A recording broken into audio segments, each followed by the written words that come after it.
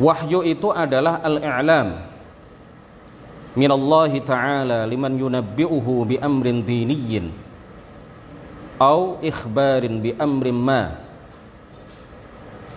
Pemberitahuan dari Allah Subhanahu wa taala kepada orang yang diangkat oleh Allah menjadi nabi bi amrin diniyyin, dengan sesuatu yang berkaitan dengan agama, au ikhbarin bi amrin ma, atau pemberitahuan kepadanya dengan suatu perkara. Nahwul i'lam an umuri ba'dil umamis sabiqah wa ba'dil umuril ghaibiyyati allati satahsulu fil mustaqbal. Seperti pemberitahuan dari Allah kepada Nabi Muhammad sallallahu alaihi wasallam terkait dengan berita tentang sebagian umat-umat nabi-nabi terdahulu dan sebagian hal-hal yang ghaib yang akan terjadi di masa yang akan datang. Wa qad ja'ala Allah ta'ala al-malakal karim Jibril alaihi salam safiran bainallahi wa bain anbiya'ihi fa huwa yuballighul wahya lil anbiya'i ghaliban lakinnal wahya lam yakun min tariq Jibril faqat bal kana min tariq ghairihi minal malaikati aidha illa annal ghaliba kaunuhu min tariq Jibril alaihi salam. Allah Subhanahu wa taala menjadikan Jibril itu sebagai duta, sebagai utusan, sebagai perantara ya, antara Allah dengan para nabi. Jibril adalah duta wahyu yang Allah perintahkan, yang Allah utus untuk menyampaikan wahyu dari Allah kepada para nabi. Jadi umumnya wahyu dari Allah yang diturunkan kepada para nabi itu melalui perantaraan malaikat Jibril alaihi salam. Umumnya.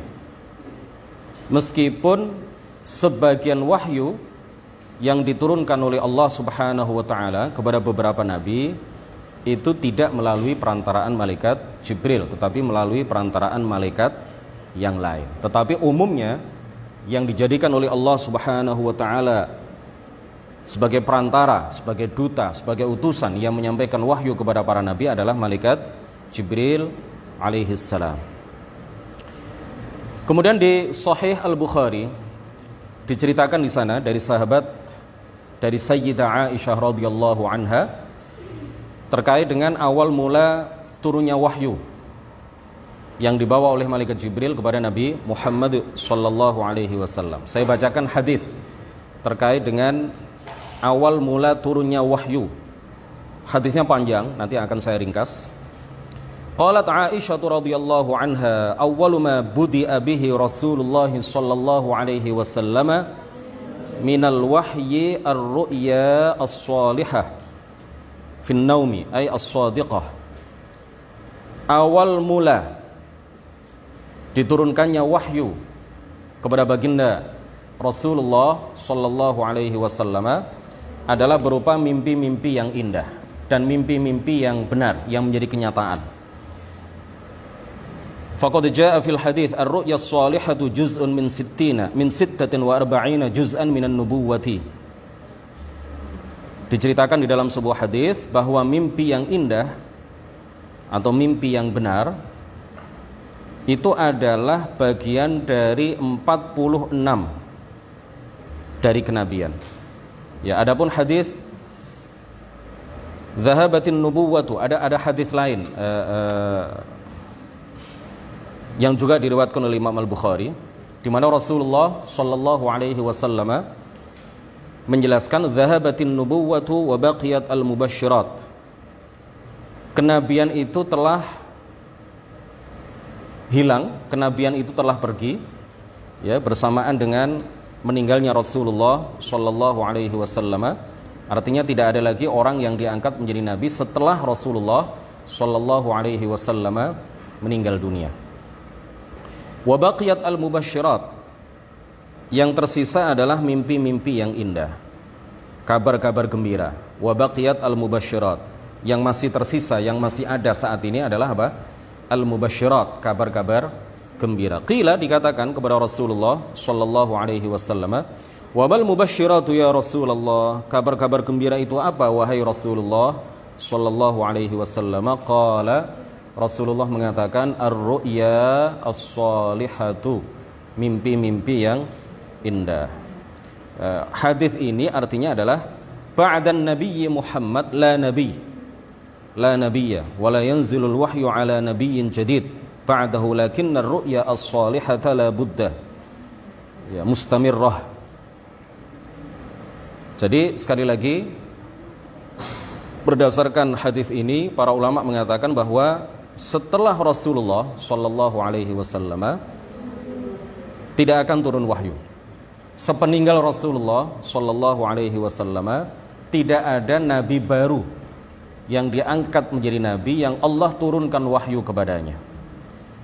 Tetapi mimpi-mimpi yang indah itu terus ada sampai sekarang. Meskipun Rasulullah sudah meninggal dunia.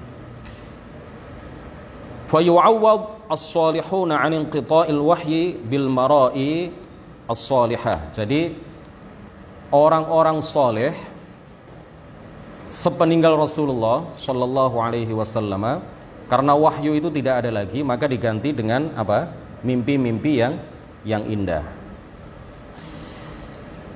Kita lanjutkan. Fakana sallallahu alaihi wasallam la yara ru'ya illa ja'at mithla falaqis subhi. Ketika itu Rasulullah sallallahu alaihi wasallam tidaklah beliau melihat satu mimpi di dalam tidur kecuali mimpi itu menjadi kenyataan. Ya, kecuali mimpi itu menjadi sebuah kenyataan. Mithla falaqis subhi. Ya, mithla falaqis subhi, mimpi itu jelas dan kemudian menjadi kenyataan seperti jelasnya waktu subuh, seperti jelasnya fajar yang menyingsing di waktu subuh. Orang tidak ragu bahwa ketika itu waktu subuh telah masuk. Ya, artinya mimpi yang dilihat oleh Rasulullah di awal-awal beliau diangkat oleh Allah Subhanahu wa taala,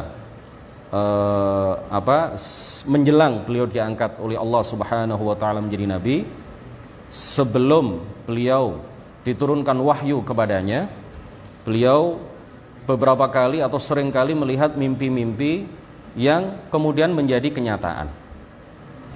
Thumma hubbiba ilaihi sallallahu alaihi wasallam al-khala, ay al-ikhtila wal infirat 'anil nas bima'na al-khalwah التي يتوجه القلب فيها إلى أمر ما وشأن هذه الخلوات أن أنبياء الله وأولياءه يحبونها. Kemudian setelah itu Rasulullah, setelah mimpi-mimpi yang indah itu, setelah mimpi-mimpi yang kemudian menjadi kenyataan itu, Rasulullah Shallallahu Alaihi Wasallam kemudian senang sekali melakukan khalwah, senang sekali melakukan al-khala, ay al-khalwah, senang sekali menyendiri, ya, bertafakkur, mencari tempat yang sepi. Kemudian beliau menjauh dari kerumunan masyarakat, menjauh dari riuh rendah kondisi di masyarakat, kejadian-kejadian di masyarakat. Lalu Rasulullah Shallallahu Alaihi Wasallam menyendiri di suatu tempat. Ya, ini namanya apa? Khalwah. Para nabi seluruhnya senang khalwah. Ya, senang khalwah pada titik-titik tertentu, ya. Pada kondisi-kondisi tertentu mereka gemar sekali, senang sekali melakukan khalwah, menjauh dari masyarakat, kemudian menyendiri. Para wali juga begitu, banyak sekali para wali itu yang melakukan khalwah. Wa kana sallallahu alaihi wasallam qabla an-nubuwwati yakhlu bi ghari Hira. Rasulullah sebelum beliau diturunkan wahyu pertama kali kepadanya, beliau melakukan khalwah, melakukan al-khala di gua apa? Di Gua Hira. Gua Hira ini adanya di mana? Ada di sebuah gunung, ya, sangat tinggi sekali gunungnya. Kalau sekarang terkenal dengan sebutan Jabal An-Nur, Jabalun Nur, Gunung An-Nur, ya. Di Mekah, bainahu wa baina Makkah nahwu 3 amyal. Antara kota Mekah dengan Gua Hira, dengan gunung ini, dengan Gunung An-Nur ini, dengan Jabalun Nur, ya. Itu jaraknya sekitar 3 mil. 1 mil itu berapa, ya? Kurang lebih 1 kilo, ya. Kurang lebih 3 kilo lebih lah. ala yasari dzahibi min Makkah ila Mina. Ya, kalau orang mau menuju Mina dari Mekah, Gunung An-Nur atau Jabalun Nur ini berada di sebelah kiri. Wa huwa dhimna hududil haram. Dan Jabalun Nur ini termasuk ke dalam area tanah haram. Fal haramu misahatuhu aktsaru min 20 km. Laisa Makkah faqat.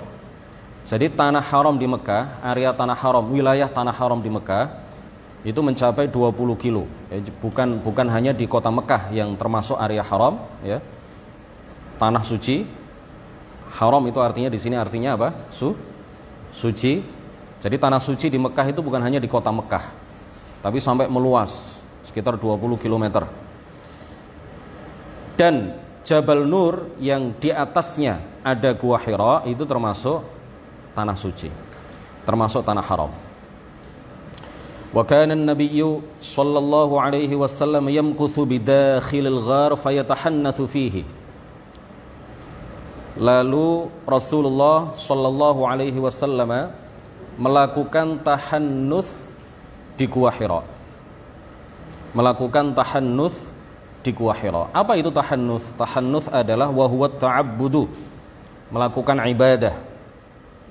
Jadi ibadah yang dilakukan oleh Rasulullah sallallahu alaihi wasallam sebelum turunnya wahyu adalah at-tafakkuru fi makhluqatillah. At-tafakkuru fi makhluqatillah, melakukan tafakkur mengenai makhluk-makhluk Allah Subhanahu wa taala. Itu ibadah yang beliau lakukan sebelum Allah Subhanahu wa taala menurunkan wahyu kepada beliau. Wa it'amul masakin, dan juga apa? Memberikan makanan kepada orang-orang miskin. Itu adalah ibadah yang dilakukan oleh Rasulullah sebelum turunnya wahyu. Faqad kana al-fuqara'u yaqsidunahu fayut'imuhum. Ya, orang-orang fakir banyak yang datang kepada Rasulullah, kemudian Rasulullah memberikan makanan kepada mereka. Wa kana sallallahu alaihi wasallam musliman mu'minan bi rabbih khaliqihi alladzi la yushbihu syai'a wa lam ya'bud ghairallahi qattu. Ini penting untuk kita ketahui bersama, untuk kita yakini bahwa Rasulullah sallallahu alaihi wasallam sebelum Allah menurunkan wahyu kepada beliau adalah seorang yang muslim, seorang yang mukmin, ya, tidak pernah menyembah selain Allah, tidak pernah bingung mencari Tuhan, tidak pernah ragu-ragu siapakah Tuhannya. Beliau dapat ilham sebelum Allah menurunkan wahyu kepadanya bahwa satu-satunya Tuhan yang wajib untuk beliau sembah adalah Allah Subhanahu wa taala, satu-satunya Tuhan yang tidak menyerupai segala sesuatu, Tuhan yang berbeda dengan segala sesuatu, Tuhan yang menciptakan segala sesuatu. Lakinnahu lam yakun ya'rifu kaifiyatas shalah wala tafasil asy-syara'i' qabla nuzulil wahyi 'alaihi. Tetapi ya, meskipun beliau tidak ragu siapa Tuhannya, tetapi beliau tidak mengetahui rincian bagaimana cara melakukan sholat, rincian syariat yang lain, rincian ajaran-ajaran syariat yang lain sebelum turunnya wahyu. Jadi sebelum Allah menurunkan wahyu kepada beliau, yang beliau lakukan adalah ibadah. Dan ibadahnya adalah apa? At-tafakkuru fi makhluqatillah wa it'amul masakin. Merenungkan, ya, mentadabburkan, mentadabburi, memikirkan, merenungkan makhluk-makhluk yang diciptakan oleh Allah Subhanahu wa taala dan memberikan makan kepada orang-orang miskin. Wa qad kana yablughuhu min millati Ibrahim asya' thumma huwa min tariqil ilhamil qalbi yulhamu anna hadha syai'un hasan lakin min duni tariqil wahyi. Kemudian sebelum turunnya wahyu kepada beliau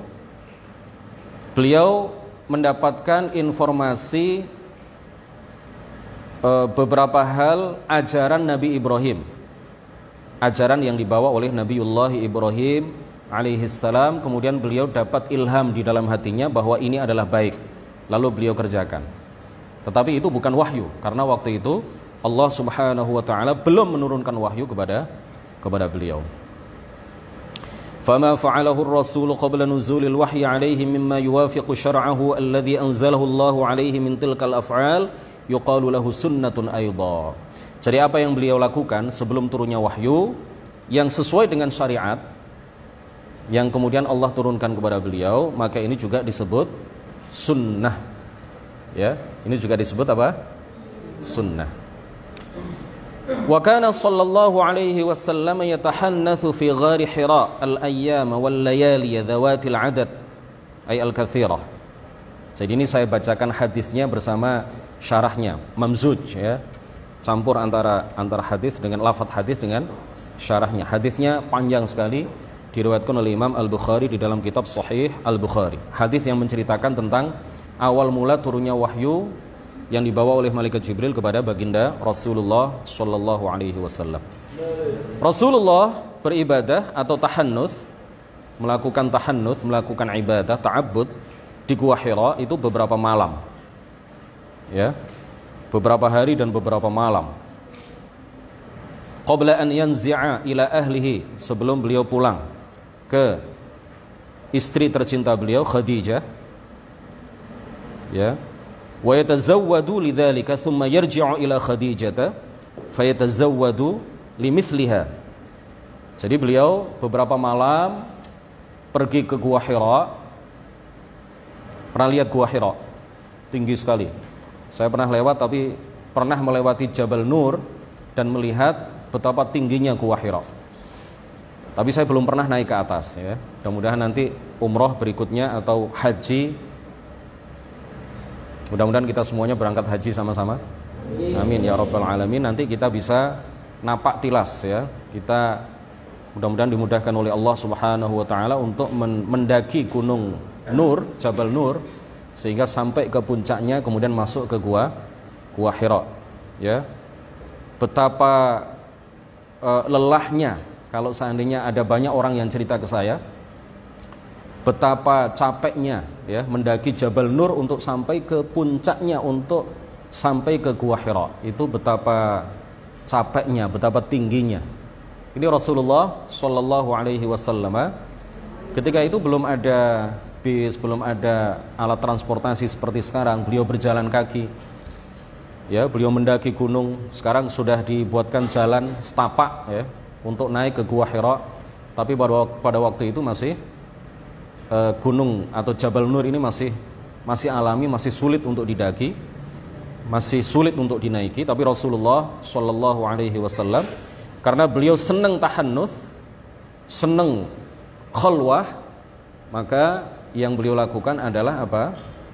Mendaki Jabal Nur itu untuk sampai ke gunung ke Gua Hira, lalu beliau melakukan tahannuts, beliau melakukan ibadah di dalam Gua Hira itu beberapa hari. Kemudian setelah itu pulang ke Mekah, minta bekal kepada Khadijah, kemudian kembali lagi ke Gua Hira dan begitu seterusnya. Wa ruwiya annahu kana yamkuthu fihi kulla 'amin syahra. Diriwayatkan bahwa Rasulullah sallallahu alaihi wasallam melakukan khalwah di Gua Hira itu dalam 1 tahun, setiap tahun beliau lakukan tahannuts di Gua Hira itu selama satu bulan. Setiap tahun selama 1 bulan beliau melakukan itu.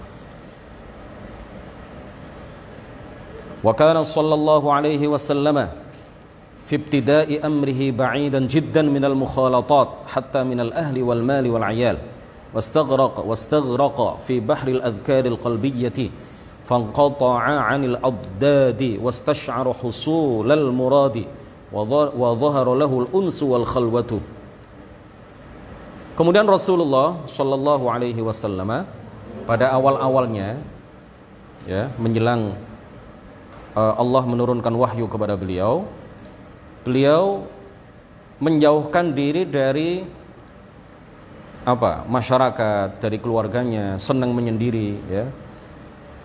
Menjauhkan diri dari harta, menjauhkan diri dari keluarga, menjauhkan diri dari masyarakat, melakukan khalwah. Kemudian memenuhi hati beliau dengan zikir-zikir hati ya. Kemudian beliau senang sekali wa dhahara lahul unsu wal khalwatu. Beliau sangat gemar sekali melakukan itu. Fa kana la yamurru bi syajarin wala hajarin illa yuqalu lahu bilisanin fasihin wa nutqin sahihin assalamu alayka ya Rasulullah. Kemudian menjelang beliau diangkat menjadi nabi, ketika beliau berjalan, tidak ada satupun pohon dan batu kecuali mengatakan kepada beliau, assalamu alayka ya Rasulullah, sebagaimana diriwayatkan oleh Imam At-Tirmidzi di dalam Sunan At-Tirmidzi atau Jami' At-Tirmidzi. Jadi setiap batu yang beliau lewati, setiap pohon yang beliau lewati selalu mengatakan apa? Assalamu alayka ya Rasulullah. Fayanzur yaminan wa shimalan wa la yara ahada. Ketika beliau mendengar kata-kata seperti itu, salam seperti itu, lalu beliau melihat ke arah kanan kiri, beliau tidak melihat siapapun, tidak melihat rupa orang, hanya mendengar suara saja yang mengatakan apa? Assalamu alayka ya Rasulullah, semoga kesejahteraan terlimpah kepadamu wahai utusan Allah. Hatta ja'ahul haqqu, sehingga kemudian turun wahyu pertama kali pada hari Senin pada tanggal 17 Ramadan. Pendapat yang masyhur, Allah menurunkan wahyu pertama kali kepada beliau melalui perantaraan malaikat Jibril itu pada hari Senin pada tanggal 17 Ramadan. Sebagian pendapat mengatakan 18 Ramadan, sebagian pendapat mengatakan 19 Ramadan. Bahkan ada yang mengatakan tidak pada bulan Ramadan tetapi bulan Rajab. Bahkan ada pendapat lagi yang mengatakan tidak di bulan Rajab dan juga tidak di bulan Ramadan tetapi di bulan Rabi' al-Awwal. Ketika itu umur beliau genap 40 tahun. Ya, di Gua Hira.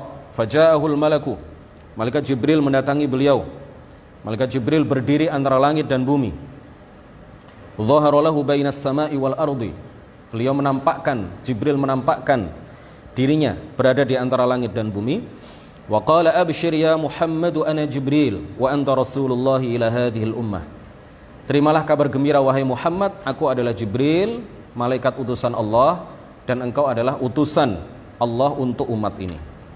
Faqala lin nabi iqra, lalu malaikat Jibril mengatakan kepada Rasulullah, kepada Muhammad, iqra, bacalah. Lalu Rasulullah mengatakan apa? Ma ana biqari. Ma ana biqari. Ini jangan salah paham, bukan berarti Rasulullah menolak untuk membaca. Ma ana biqari artinya adalah la uhsinul qiraah.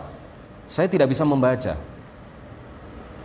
Ya, bukan berarti beliau menolak untuk membaca dan menolak apa yang diperintahkan oleh Jibril, tidak. Tetapi yang dimaksud ma ana biqari artinya adalah apa? Ai la uhsinu al-qiraah. Saya tidak bisa membaca apa yang saya baca. Malaikat Jibril mengatakan apa? Iqra. Qala sallallahu alaihi wasallam fa akhadhani faghattani, kemudian Jibril memegangku lalu mendekapku, ya, merangkulku dengan rangkulan yang kuat, dengan dekapan yang kuat, hatta balagha minnil jahda, sehingga aku kepayahan. Thumma arsalani, kemudian dilepas. Faqala iqra, lalu malaikat Jibril berkata kepada Nabi Muhammad pada kali yang kedua, iqra, bacalah. Lalu Rasulullah lagi-lagi mengatakan apa? Ma ana biqari. Lalu malaikat Jibril memegang lagi Nabi Muhammad sallallahu alaihi wasallam. Faghattani, kata Nabi Muhammad bercerita, faghattani, sebagaimana diriwayatkan oleh Sayyidah Aisyah di dalam Sahih Al-Bukhari. Faghattani, ya, ats-tsaniyata hatta balagha minni al-jahda. Lalu malaikat Jibril mendekapku pada kali yang kedua dengan dekapan yang kuat sehingga aku kepayahan. Tsumma arsalani, kemudian dia melepaskanku. Faqala iqra, lalu malaikat Jibril mengatakan pada kali yang ketiga, iqra, bacalah.